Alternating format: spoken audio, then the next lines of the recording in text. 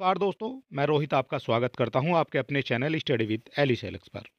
और आप जानते हैं, हम अपने चैनल के माध्यम से आर की तैयारी करा रहे हैं और हमारा उद्देश्य है आपको कम से कम समय में बेहतर कंटेंट उपलब्ध कराना। और इसी कड़ी में आगे जुड़ते हुए आज का हमारा एक और टॉपिक हो जाएगा और ये हो जाएगा भौतिक विज्ञान से।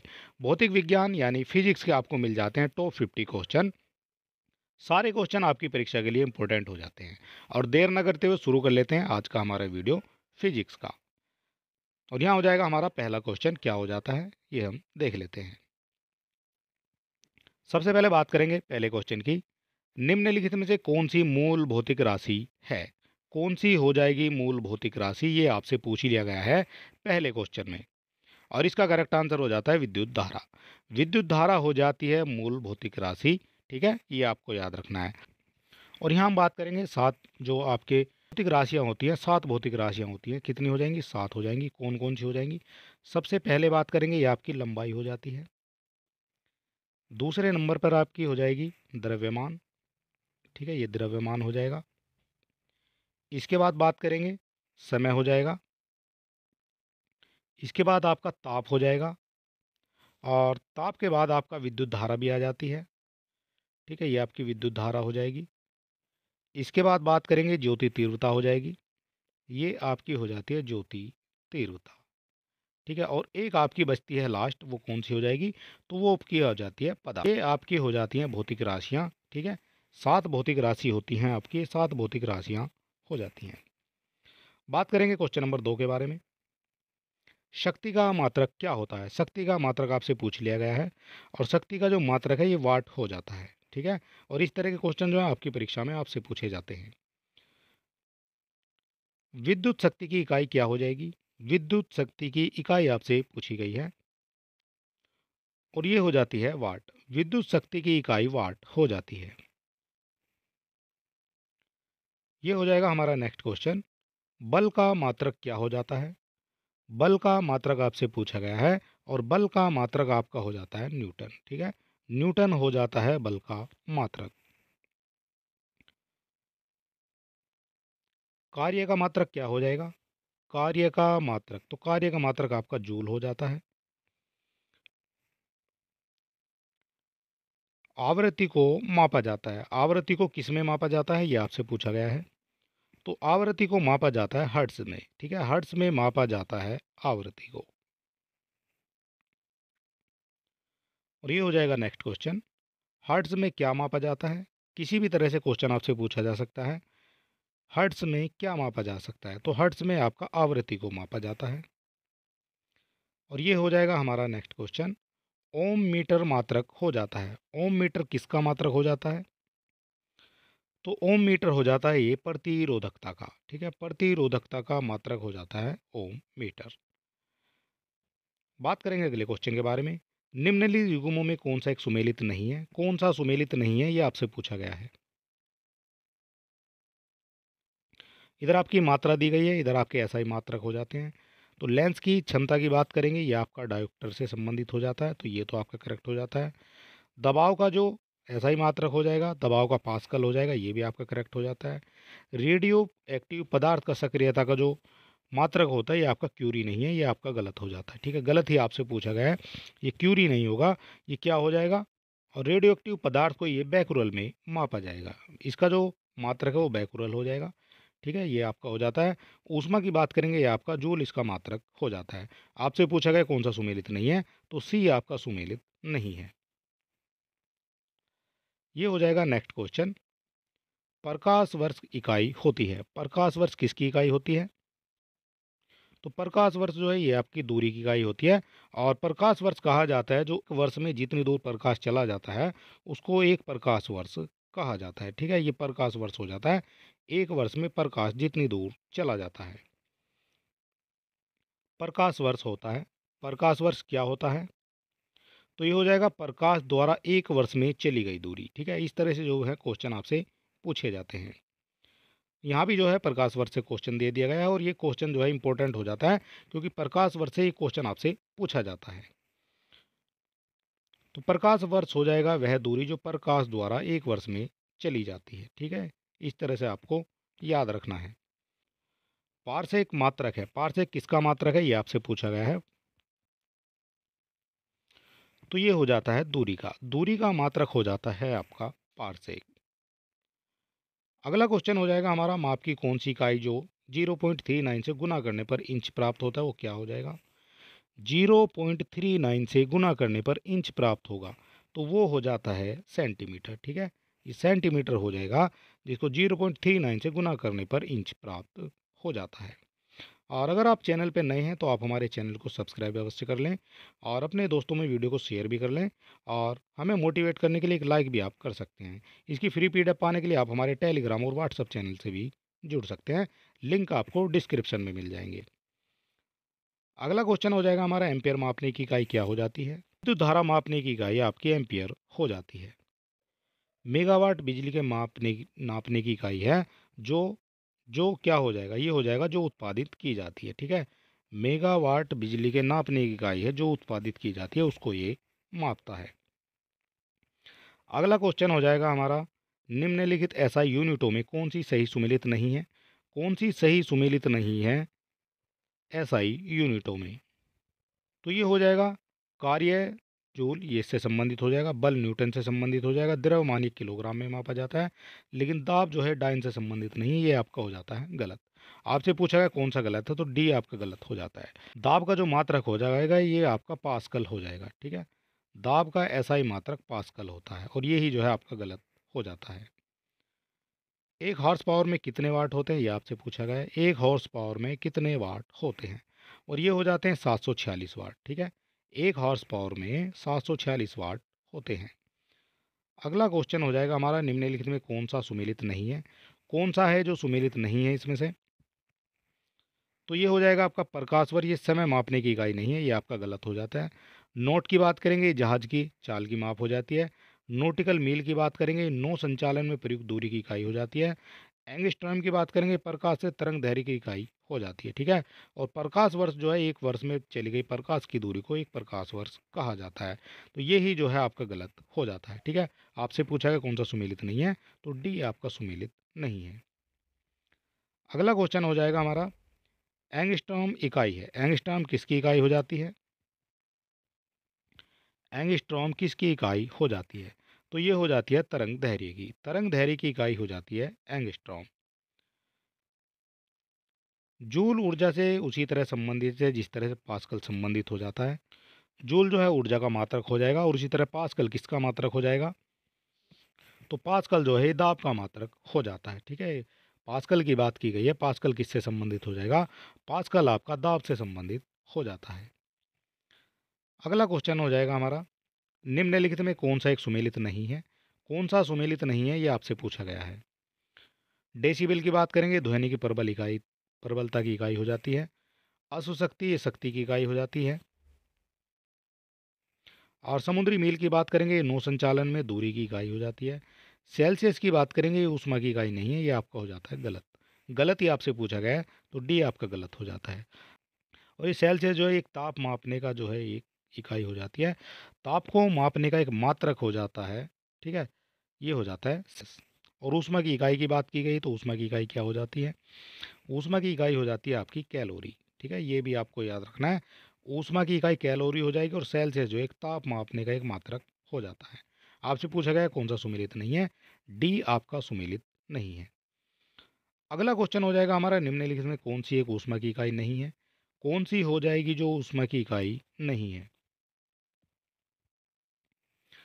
कैलोरी है, ये ऊष्मा की इकाई हो जाती है, किलो जूल भी हो जाती है, और एक आपका किलो कैलोरी भी हो जाती है, लेकिन वाट जो है ये आपकी ऊष्मा की इकाई नहीं है। ठीक है, ये आपको याद रखना है। और वाट जो है ये आपका शक्ति के मापने की इकाई हो जाती है। ठीक है, शक्ति मापने की इकाई हो जाती है वाट। और अगर आपने हमारे पिछले 12 महीने का करंट अफेयर नहीं देखा है उत्तर प्रदेश का, तो आप हमारे चैनल पर विजिट करेंगे, वहाँ आपको जनवरी से दिसंबर तक की एक मैराथन क्लास मिल जाती है, और ये करंट अफेयर हो जाता है पूरे 12 महीने का। ठीक है, और इसमें आपको लगभग 250 से 300 के आसपास क्वेश्चन मिल जाते हैं, और ये कंप्लीट करंट अफेयर हो जाता है 2023 का। बात करेंगे अगले क्वेश्चन के बारे में, ऊष्मा की इकाई निम्नलिखित में कौन नहीं है। कौन नहीं है ये आपसे पूछ लिया गया है, ऊष्मा की इकाई। तो ये हो जाता है सेंटीग्रेड। सेंटीग्रेड जो है ये एक ऊष्मा की इकाई नहीं है, कैलोरी इकाई हो जाएगी ऊष्मा की, जूल भी हो जाएगी और एक आपका अर्ग भी हो जाएगी। ठीक है, ये आपको याद रखना है। और ये क्वेश्चन जो है 2017 में आरओ की परीक्षा में ही पूछा गया है। 1 किलोमीटर दूरी का तात्पर्य क्या हो जाता है? 1 किलोमीटर दूरी का तात्पर्य आपसे पूछा गया है, तो ये हो जाएगा 1000 मीटर। 1 किलोमीटर में 1000 मीटर हो जाते हैं, ये आपको याद रखना है। बात करेंगे अगले क्वेश्चन की। एक पीकोग्राम बराबर हो जाता है, एक पीकोग्राम किसके बराबर हो जाता है? तो एक पीकोग्राम में आपके 10 की पावर -12 ग्राम के हो जाता है। ठीक है, ये आपका हो जाता है करेक्ट, 10 की पावर -12 ग्राम। नेक्स्ट क्वेश्चन हो जाएगा हमारा, पास्कल इकाई हो जाती है। पास्कल किसकी इकाई हो जाती है? तो पास्कल हो जाती है दाब की इकाई, ये हम आपको पहले भी बता चुके हैं। दाब की इकाई क्या हो जाती है? दाब की इकाई क्या हो जाती है? तो ये हो जाएगी न्यूटन वर्ग मीटर। ठीक है, न्यूटन वर्ग मीटर हो जाती है दाब की इकाई। पारिस्थितिकी दबाव यानी एटमॉस्फेयर प्रेशर की इकाई क्या हो जाएगी? एटमॉस्फेयर प्रेशर की इकाई आपसे पूछी गई है, तो ये हो जाता है बार। बार हो जाती है पारिस्थितिकी दबाव की इकाई। निम्नलिखित में किस राशि का मात्रक नहीं है? किस राशि का मात्रक नहीं है? तो ये जो विकृति होती है इसका कोई भी मात्रक नहीं होता है। ठीक है, ये आपको याद रखना है, विकृति का कोई भी मात्रक नहीं होता है। तेल का एक बैरल निम्न में से लगभग कितना होता है? तेल का एक बैरल पूछा गया है और ये भी आपका पूछा गया क्वेश्चन है। तो ये हो जाता है 159 लीटर, यानी 159 लीटर के बराबर हो जाता है एक बैरल तेल का। लंबाई की न्यूनतम इकाई क्या हो जाएगी? लंबाई की न्यूनतम इकाई आपसे पूछी गई है और ये हो जाती है फर्मी मीटर। ठीक है, फर्मी मीटर हो जाती है लंबाई की न्यूनतम इकाई। क्यूसेक में क्या मापा जाता है, ये आपसे पूछा गया है। क्यूसेक में क्या मापा जाता है? तो क्यूसेक में आपका जल का बहाव मापा जाता है। ठीक है, ये आपको याद रखना है, जल के बहाव को क्यूसेक में मापा जाता है। और ये वो क्वेश्चन है जो बार बार आपकी परीक्षाओं में देखने को मिलते हैं, और इस वीडियो में आपको टोटल 50 प्रश्न मिलने वाले हैं, सारे आपके लिए इंपॉर्टेंट हो जाते हैं। निम्नांकित में कौन एक वायुमंडल के ओजोन परत की मोटाई नापने वाली इकाई हो जाती है? ओजोन परत की मोटाई नापने वाली इकाई आपकी हो जाती है डॉप्सन। ठीक है, डॉप्सन में मोटाई मापी जाती है ओजोन परत की। और यहाँ दोबारा से आपसे पूछ लिया गया है, डोप्सन इकाई का प्रयोग किया जाता है। डोप्सन इकाई का प्रयोग किया जाता है ओजोन परत की मोटाई नापने के लिए। ठीक है, ये आपको याद रखना है। और ये क्वेश्चन 2021 की परीक्षा में और में ही पूछा गया है। डोप्सन इकाई में निम्नलिखित में क्या मापा जाता है? तो डोप्सन में आपकी ओजोन की सांद्रता मापी जाती है। ये हो जाता है हमारा नेक्स्ट क्वेश्चन। सोनार निम्नलिखित में से प्रयोग में लाया जाता है। सोनार निम्नलिखित में से प्रयोग में लाया जाता है। तो सोनार हो जाता है जो नौ संचालकों द्वारा प्रयोग में लाया जाता है, और इसका इस्तेमाल जो है वस्तु को खोज करने के लिए किया जाता है। बात करेंगे अगले क्वेश्चन के बारे में। महासागर की डूबी हुई वस्तु की स्थिति जानने के लिए निम्न में से किस यंत्र का प्रयोग किया जाता है? तो ये हो जाता है सोनार। ठीक है, सोनार के द्वारा नौ संचालक डूबी हुई वस्तु का स्थिति का पता लगा लेते हैं। ये हो जाता है नेक्स्ट क्वेश्चन। सोनार में हम उपयोग करते हैं, सोनार में हम किसका उपयोग करते हैं? तो सोनार में हम परासरव तरंगों का उपयोग करते हैं। ठीक है, परासरव तरंगों का उपयोग किया जाता है सोनार में। ठीक है, इस तरह से जो है ये आपकी नाव हो जाती है, और ये जो है आपकी वहाँ से परासरव तरंगों को भेजा जाता है, और यहाँ जो है एक डूबी हुई वस्तु को वहाँ से उसकी दूरी के हिसाब से परासरव तरंगे जो यहाँ से लौटकर वापस चली जाती हैं, उसके हिसाब से इनका आइडिया लगा लिया जाता है कि कितनी दूरी पर स्थित है और कितनी बड़ी ये वस्तु हो जाती है। ध्वनि की तीव्रता को मापने वाला यंत्र कौन सा हो जाता है? ध्वनि की तीव्रता को मापने वाला यंत्र ये आपका ऑडियोमीटर हो जाता है। एनीमोमीटर से निम्नलिखित में किसका मापन किया जाता है? एनीमोमीटर से किसका मापन किया जाता है? तो ये हो जाता है पवन वेग का। ठीक है, पवन के वेग का पता लगाया जाता है। वायु की गति निम्नलिखित में किसके द्वारा मापी जाती है? वायु की गति किसके द्वारा मापी जाती है? तो ये हो जाता है एनीमोमीटर। ठीक है, एनीमोमीटर के द्वारा वायु की गति की माप की जाती है। निम्नलिखित में कौन सुमेलित नहीं है? ये आपसे पूछा गया है, कौन सुमेलित नहीं है? एनीमोमीटर विद्युत की चाल का पता लगाता है। और एमीटर की बात करेंगे, ये आपका विद्युत धारा से संबंधित हो जाता है। टैक्योमीटर ये आपका दाब अंतर से संबंधित नहीं है, ये आपका गलत हो जाता है। और पायरोमीटर ये आपका उच्च ताप से संबंधित हो जाता है। ठीक है, और टैक्योमीटर जो है एक प्रकार का सी सर्वेक्षण उपकरण हो जाता है। ठीक है, और यही जो है आपका गलत हो जाता है। आपसे पूछा गया कौन सा सुमेलित नहीं है, तो सी आपका सुमेलित नहीं है। ये हो जाता है नेक्स्ट क्वेश्चन। विद्युत धारा निम्न में से किस उपकरण से नापी जाती है? विद्युत धारा निम्न में से किस उपकरण से नापी जाती है? हो जाएगा एमीटर। एमीटर के द्वारा विद्युत धारा मापी जाती है।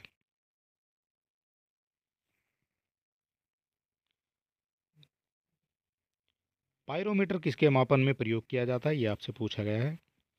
पायरोमीटर किसके मापन में प्रयोग किया जाता है? उच्च ताप के लिए प्रयोग किया जाता है पायरोमीटर का। ये हो जाता है हमारा नेक्स्ट क्वेश्चन। निम्नलिखित संयंत्रों में किसका उपयोग अत्यधिक उच्च ताप को मापने में किया जाता है? अत्यधिक उच्च ताप को मापने में किया जाएगा, तो ये हो जाता है पायरोमीटर। ठीक है, पायरोमीटर का प्रयोग किया जाएगा अत्यधिक उच्च ताप को मापने के लिए। निम्नलिखित तापमापियों में किसे पायरोमीटर कहा जाता है? पायरोमीटर किसको कहा जाता है? तो ये हो जाएगा विकिरण तापमापी को। विकिरण तापमापी को पायरोमीटर कहा जाएगा। वह थर्मामीटर जो 2000 डिग्री सेल्सियस मापने हेतु उपयुक्त हो वह क्या हो जाता है? वह थर्मामीटर जो 2000 डिग्री मापने हेतु प्रयुक्त हो उसे पूर्व विकिरण पायरोमीटर कहा जाएगा। ठीक है, ये आपको देख लेना है। वह थर्मामीटर जो 2000 डिग्री सेल्सियस मापने हेतु उपयुक्त होता है उसे पूर्ण विकिरण पायरोमीटर कहा जाएगा। निम्नलिखित में किसे 1500 डिग्री सेल्सियस से अधिक ताप मापन हेतु प्रयोग में लाया जा सकता है?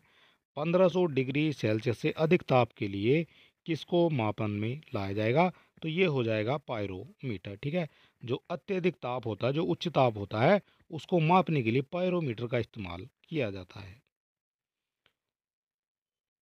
पायर हिलियोमीटर का प्रयोग निम्न में से किसे नापने के लिए किया जाता है? ये आपसे पूछा गया किसको नापने के लिए किया जाता है पायर हिलियोमीटर का प्रयोग? तो ये हो जाता है सोलर रेडिएशन। सोलर रेडिएशन को नापने के लिए प्रयोग किया जाता है पायर हिलियोमीटर का। ये आज का हमारा हो जाता है लास्ट क्वेश्चन। मैनोमीटर के द्वारा किसकी माप की जाती है? मैनोमीटर के द्वारा किसकी माप की जाती है? तो ये हो जाता है गैसों का दाब। गैसों के दाब की माप की जाती है मैनोमीटर के द्वारा। ठीक है, और ये सारे वो क्वेश्चन है जो बार बार आपकी परीक्षा में कहीं ना कहीं पूछे गए हैं, और इस तरह के क्वेश्चन जो है बार बार आपकी परीक्षाओं में पूछे जाते रहे हैं। और अगर आप चैनल पर नए हैं तो आप हमारे चैनल को सब्सक्राइब कर सकते हैं, वीडियो को अपने दोस्तों में भी शेयर कर सकते हैं, और इसकी फ्री PDF पाने के लिए आप हमारे टेलीग्राम और व्हाट्सअप चैनल से भी जुड़ सकते हैं। दोनों के लिंक आपको डिस्क्रिप्शन में मिल जाएंगे। और इससे पहले अगर आपने हमारे बाकी वीडियो नहीं देखे हैं तो आप हमारे चैनल पर विजिट करेंगे, वहाँ आपको टॉपिक वाइज सभी वीडियो मिल जाएंगे। तो चलिए दोस्तों, मिलते हैं नेक्स्ट वीडियो में, और तब तक के लिए नमस्कार।